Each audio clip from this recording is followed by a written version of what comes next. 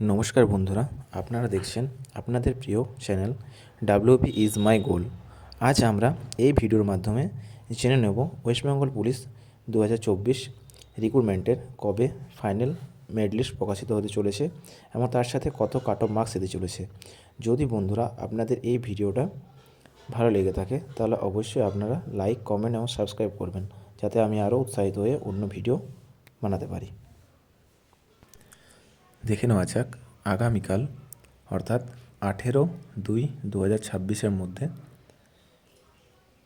আমাদের যে পশ্চিমবঙ্গ পুলিশের যে রিটিন পরীক্ষাটি হয়েছিল তার নাম্বার প্রকাশিত হওয়ার একটা প্রবল সম্ভাবনা রয়েছে এবং 22 তারিখ যে WPSI মেন্সের এক্সামটি অনুষ্ঠিত হচ্ছে তার ঠিক পরের দিনে অর্থাৎ 23 ফেব্রুয়ারি 2026 এই তারিখেই WP constable 2024 final merit list অর্থাৎ যেটা ইন্টারভিউ সমেত যে নাম্বার প্রভিশনাল মেরিট লিস্ট সেটা পাবলিশ হওয়ার একটা প্রবল সম্ভাবনা রয়েছে বন্ধুরা। এবার চলে আসছি কাট অফ নিয়ে। দেখুন, কাট অফ কত যাবে এটা তো কেউ বলতে পারে না, সেটা পুলিশ ডিপার্টমেন্ট বোর্ডেই ঠিক করবে। তবুও আমরা অ্যাসাম্পশন করতে পারি যে কত কাট অফ যেতে পারে। তো সেই অনুযায়ী আমি আমার মতামত অনুযায়ী একটা কাট অফের মার্কস আপনাদের সামনে তুলে ধরছি। বন্ধুরা, যাদের এই কাট অফ মার্কসের মধ্যে নাম্বার বিলং করবে তারা অবশ্যই 100% চান্স ধরে রাখতে পারো, এবং যাদের বিলং করবে না বা এর থেকে তুলনামূলক 10-12 নাম্বার কম থাকবে তাদের হয়তো না হতেও পারে। তবে তোমরা একদমই হতাশ হবে না, কারণ এই বছর আরও পশ্চিমবঙ্গ পুলিশে প্রচুর নতুন ভ্যাকেন্সি আসছে। এই বছর ক্রমান্বয়ে Paschimbanga police constable, Kolkata police constable, WPSI এছাড়া ওয়্যারলেস অপারেটর নিয়োগে এবং এক্সাইজ কনস্টেবল SI নিয়োগের ভ্যাকেন্সি বেরোনোর একটা প্রবল সম্ভাবনা আছে।